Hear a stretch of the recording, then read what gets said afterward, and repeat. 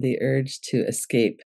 In particular, how we escape through doom scrolling, screens, food, daydreaming, alcohol, or the drugs, all the different ways that we escape.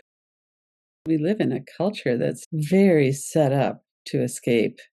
And so I thought we could settle into this precious awareness of this moment and how so often we're not in this moment because we're caught up in something in our mind, or there's something going on that we're uncomfortable with and we don't really feel like it's okay to stay with that. Am I okay to be here right now? And sometimes here right now is very difficult. There might be physical pain, something's happened, there's lots of things that could be going on. Trauma is stored in our body, so there might be sensations and energy stored in our body. We might have some compulsive thinking going on. Maybe our feelings were hurt.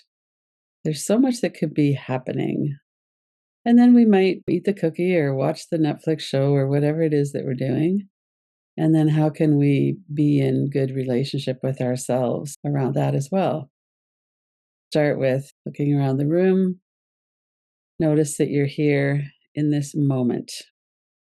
Notice your location. Notice your breath.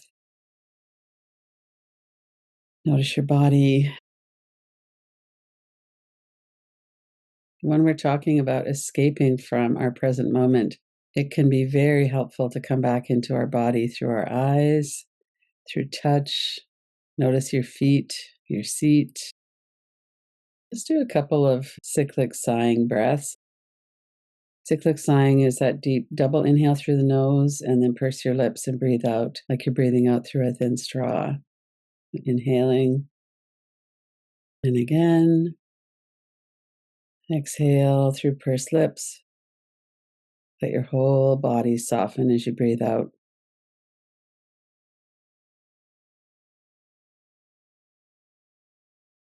And when we're looking at this urge to escape the present moment, notice where you're at with that right now. Is it okay for you to stay here? Is there something going on that's drawing your attention away?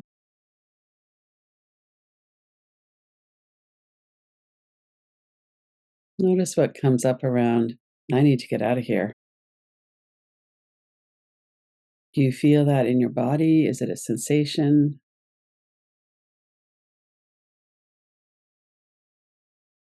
And what are some of the escape hatches that you sometimes use? What's a common one or two?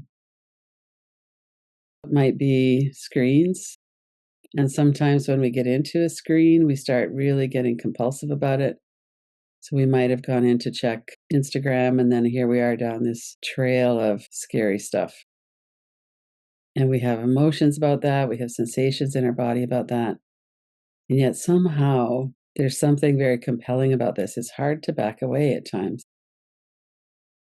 Or we might have a ritual around escaping, ordering a pizza Friday night and watching a movie. Even thinking about it, I would start to notice my body relax. What are your rituals around soothing yourself when you don't want to be in the present moment?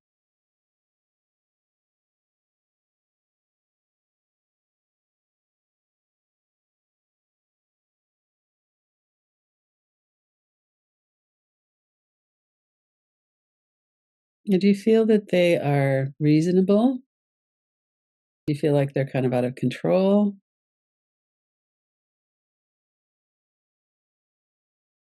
Are you judging yourself or shaming yourself?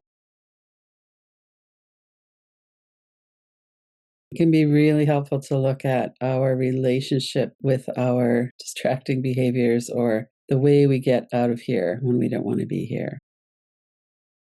Some people work a lot and are usually approved of for that. Some people drink a lot, and that can be socially acceptable until it gets to a certain point, and then it's not anymore.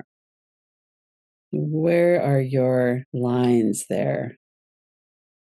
Are you being critical of yourself that you have a need to escape? Is it the way you escape? Is it how much, how intensely that is? Let's look at this whole arena here for a few minutes.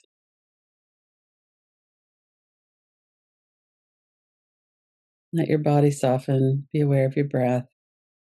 And what is one thing that you could maybe focus on? Is it a standard that you're holding yourself to? If we back up a little and look at why we have the urge to escape, some of it is because we live in a world that's difficult to be in, collectively and individually. And our nervous system is built to help us cope with that. As we hold our breath, our body gets very tight. We might move away from the danger if we can. And there's also often this compelling need to figure it out.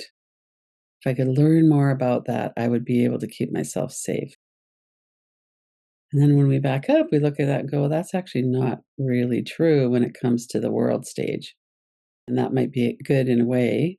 And yet we can get very easily entranced with what's going on that's scary or hard.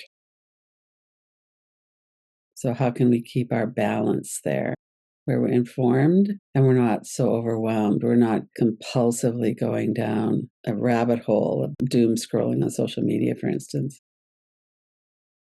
How intense is that, and how's that showing up for you?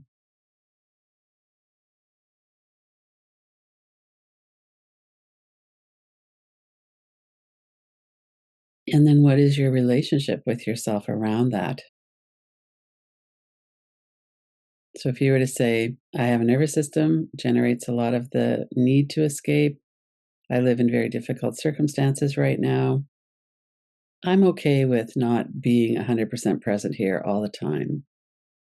I'm okay with softening the edges around that a little bit. And does that feel true to you? If not, could you give yourself a bit of room around that? I understand the nervous system and I understand why I'm feeling this way. Some of this comes from stored trauma, from childhood trauma, from earlier in our life. Many of us have nervous systems that are very alarmed. Until very recently, most of us didn't really know much about the nervous system and how to soothe, how to build strength and resilience. For me, I notice that I'm much stronger now. I still might have that urge to do something, but it's not as extreme as it used to be. Way more often, I can say, I don't really need that. I'm going to go for a walk instead. I can build these things into my life that are strengthening. So that's the case for many of us. We're not in the same boat as we were 5 years ago or 20 years ago. We're stronger now. And we still react to our life and to our circumstances. Let's take a few breaths again. Notice if you are holding your breath. You might use touch, you might hold your own hands, give yourself a hug, softening your heart because you're in a difficult world and you're doing what you can to make it bearable. And that might include some things that we're not 100% happy about. And we might be inspired, and we have been maybe for a long time, to really work with this, to move into healthier ways to cope, to connect. And no matter what our circumstances, we can always come into our own heart. Right now, I could put my hand on my heart. I could offer myself some understanding and some compassion. I could breathe, I could move.